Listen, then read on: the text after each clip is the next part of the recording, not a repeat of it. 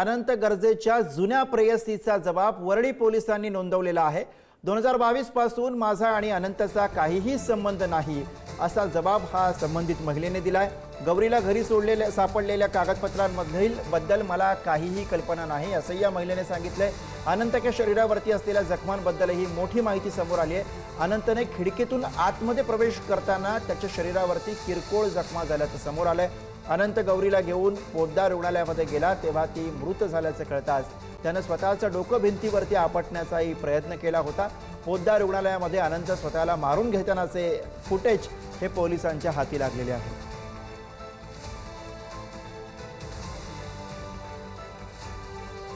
तर अनंत गर्जेला 16 डिसेंबर पर्यंत न्यायालयीन कोठडी सुनावण्यात आलेली आहे। गौरी पालवे गर्जे आत्महत्या प्रकरणी न्यायालयीन कोठडी सुनावण्यात आल्याचं कळतंय। आणि याच विषयी आपण अधिक बोलूया। प्रतिनिधी नंदकिशोर गावडे सध्या फोन लाईनवरून आपल्या सोबत आहेत। नंदकिशोर, अनंत गर्जेला 16 डिसेंबर पर्यंत न्यायालयीन कोठडी, कोर्टात काय झालं, कोर्टाने काय म्हटलंय?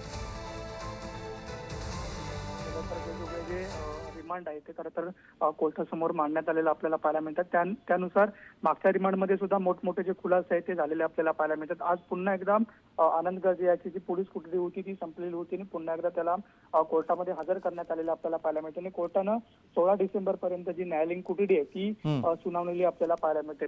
एकंदरीत जर पाहायला गेलं तर आपल्याला मिळालेल्या माहितीप्रमाणे ज्या एफ आय आर मध्ये नाव असलेल्या अनंत गर्जे यांचं जे प्रेयसीवरून जे वादंग उठलेलं किंवा कुटुंबियांनी जो आरोप केलेला होता त्या प्रेयसीचा सुद्धा वरळी पोलिसांनी जो जबाब नोंदवलेला असल्याची जी माहिती आहे ती आपल्याला सूत्रांकडे मिळते। 2022 पासून माझा आणि अनंतचा काही संबंध नव्हता असा जबाब जो आहे तो खरं तर महिलेने दिलेल्या सुद्धा जी माहिती आहे ती आपल्याला मिळते। खरं तर अनंतच्या शरीरावरती सुद्धा असलेल्या जखमांबद्दल जी मोठी माहिती आहे ती समोर आलेली आपल्याला पाहायला मिळते। आपण पाहायला गेलं तर ज्या वेळेला आत्महत्या गौरीने केली त्यावेळेला आपण खिडकीतून आतमध्ये गेल्याचा जो दावा आहे तो अनंत गर्जे यांनी केलेला आपल्याला पाहायला मिळते आणि त्यामधून आतमध्ये जात असताना त्याच्या अंगावरती जखमा झाल्या असा जो दावा आहे तो कुठेतरी वकिलांकडून होत असलेला आपल्याला पाहायला मिळतात।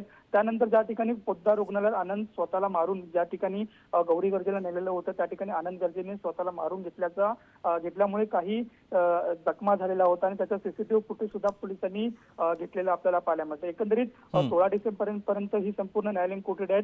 पोलिसांना अनंत गर्जेंना आपल्या घराच्या खिडकीला ज्या व्यक्तीकडून जाळ्या बसून घेतलेल्या होत्या त्या व्यक्तीचा सुद्धा जबाब खरं तर गुरु या ठिकाणी नोंदवण्यात आलेला आपल्याला पाहायला मिळते। 16 डिसेंबर पर्यंत खरं तर न्यायालयीन कोठडी देण्यात आलेल्या आहेत। या दरम्यान पोलिसांना जी चौकशी करायची आहे ती पोलीस पुन्हा एकदा करू शकतात। गुरु बरोबर। नंदकिशोर, धन्यवाद आपण दिलेल्या सगळ्या सविस्तर माहितीसाठी।